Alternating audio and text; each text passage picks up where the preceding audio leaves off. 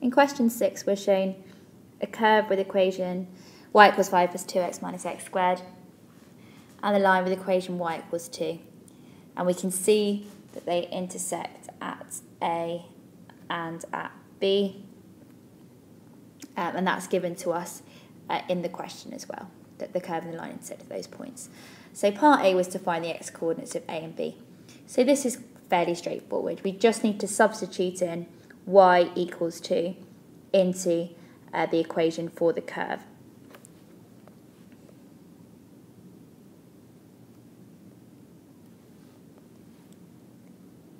So I've got 2 equals 5 plus 2x minus x squared. I'll rearrange this into a quadratic and equate it to 0 so that I can find the two values of x. So I'll move everything over to the left-hand side, so I get x squared minus 2x, and subtracting 5 minus 3 equals 0. And I can factorise that to get x minus 3 and x plus 1 equals 0. Just look back at the diagram to see which is which. So A is going to be the negative value and B is going to be the positive value.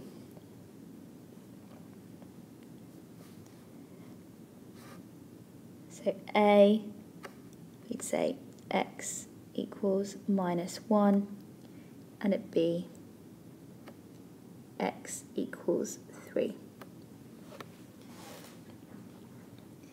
Now in part B, I need to find the area of R, which is this shaded region, and that goes between A and B. So I'm going to label on those x coordinates I've found just to make this really clear for me.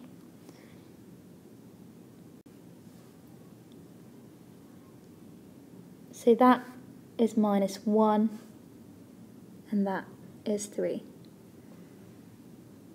And if I want to find the area of R, I've clearly got to do some integration between minus 1 and 3. So that's the first thing that I'll do. The function that I want to integrate is 5 plus 2x minus x squared, because that is the equation of the curve.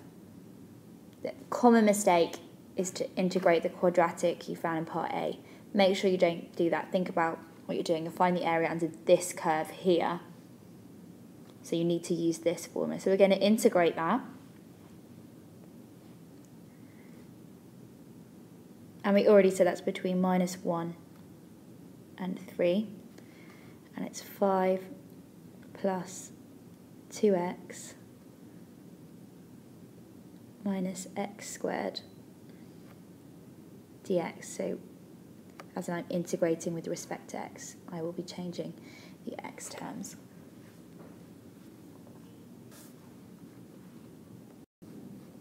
And this integrates to 5x plus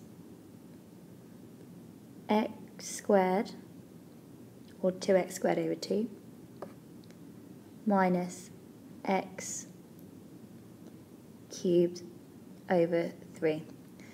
So the rule is increase the power by 1 and divide by the new power. Now because I've got limits in here,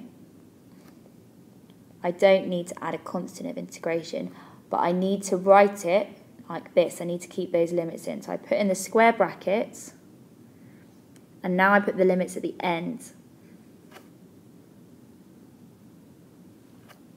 And then I will evaluate this function for x equals 3 and x equals minus 1. So I've got 5 times 3, 15, plus 9, minus 27 divided by 3, which is 9, subtract. We always subtract the two values. 5 times minus 1, so minus 5. Minus 1 squared, so plus 1. And then minus x cubed over a third, so that's minus times minus 1 cubed, which is negative as well, so it's positive, plus 1 over 3. If I do all that working out, I end up getting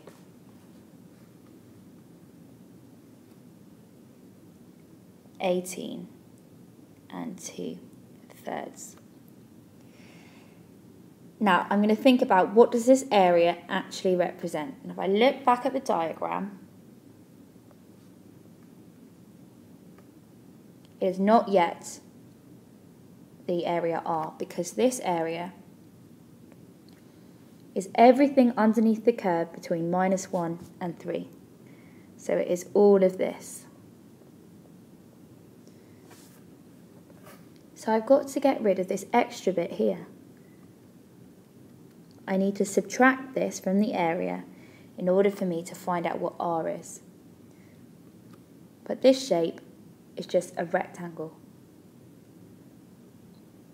So I can easily work out the area of that. The distance along here, its length is 3, between 3 and minus 1, so that's 4. And its height, I can see because of that line y equals 2, is 2. So the area of that rectangle is 2 times 4, which is 8. And then I will need to subtract that from my value that I've got below.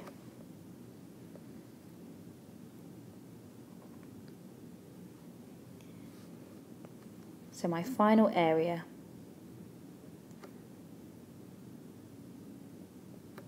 is 18 and 2/3 take away 8, which is 10 and 2/3. There you go.